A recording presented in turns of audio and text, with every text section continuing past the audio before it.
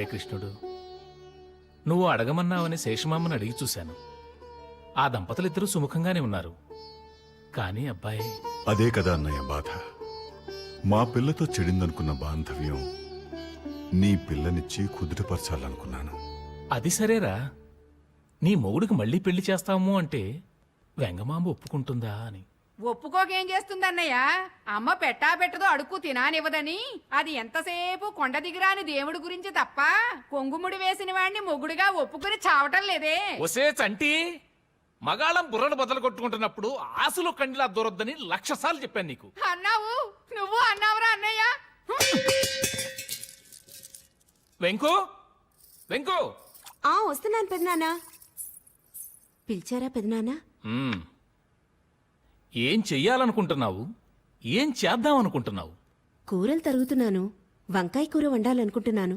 చూసావా అన్నయ్య దాని వెటకారం? ఈ వెటకారాలు వెక్కిరింతలు నా దగ్గర సాగవే పిల్ల. చెప్పేదేదో సూటిగా చెప్పు. మీరేమనుకుంటున్నారు, ఏం అడగదలుచుకుంటున్నారు నాకు తెలుసు పెదనాన్నగారు. నేను కాపురానికి వెళ్ళకపోతే మా ఆయనకి మీ పిల్లనిచ్చి పెళ్లి చేయాలనుకుంటున్నారు, అవునా? అవునే, నేను మీ నాన్న అదే నిర్ణయానికి వచ్చాం. నీ తమ్ముడు కిష్టిగాడు కూడా తండ్రి కాబోతున్నాడు. మన వంశం నిలుస్తుంది. కానీ నువ్వు తల్లివైతే తప్ప ఇంజేటి వారి వంశం నిలబడదు. అంత మంచివాళ్లను ఏడిపించడం నీకు మంచిది కాదే. పెద్దవాణ్ణి చెప్తున్నాను, నా మాట వినను పెదనాన్న. ఈ విషయంలో ఎవరు చెప్పినా వినను. ఆయనకి మళ్ళీ పెళ్లి చేయడానికి నా కంఠంలో ప్రాణం ఉండగా అంగీకరించను.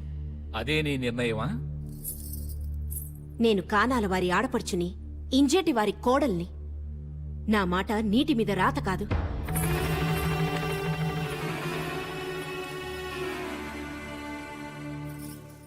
అమ్మా, ఏనాయనా? తరిగొండలో లక్ష్మీనరసింహస్వామి వారి ఉత్సవాలు జరుగుతున్నాయంట. మామయ్య గారు రమ్మని కబురు చేశారు. అవునాయనా, కానీ మీ నాన్నగారికి బడి తనిఖీల పనులున్నాయట. అందుకని వెళ్లాలన్నా ఊరుకోవాల్సొచ్చింది. నేను తరిగొండకు వెళ్లాలనుకుంటున్నాను. నాకొకసారి వెంగమామను చూడాలని ఉంది. దానికి నిన్ను చూడాలని లేకపోయినా నీకు మాత్రం సరే, నీ ఇష్టం నాయనా.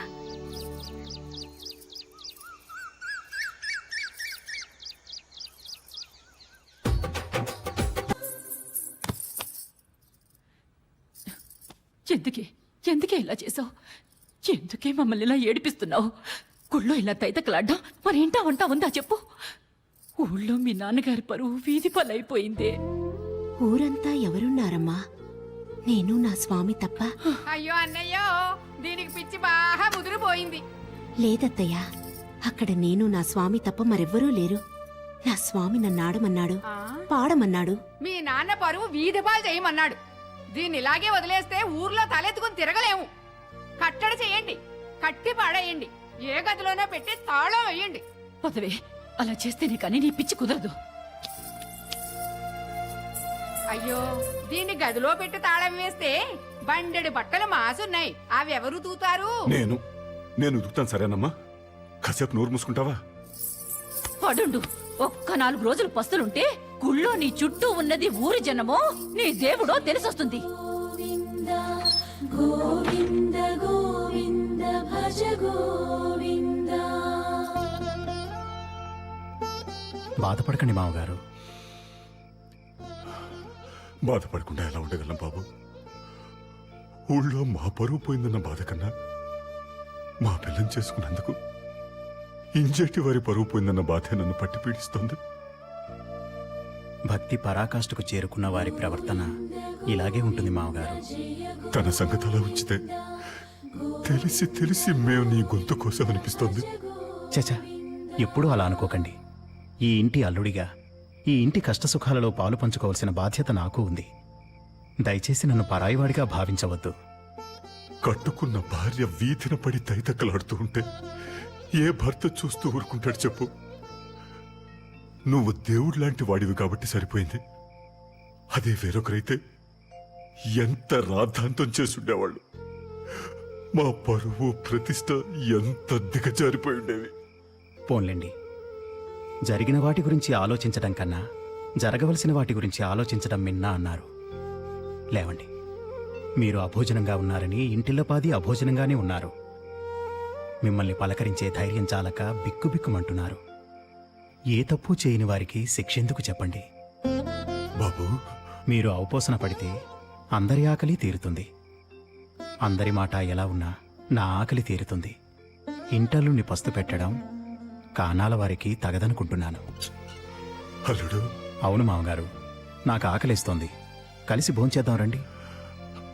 బాబు, ఏ ఇంటైనా అల్లుణ్ణి అత్తవారు బ్రతిమాలటం ఆనవాయితీ సహజం. కానీ ఇక్కడ నువ్వు నన్ను బ్రతిమాలటం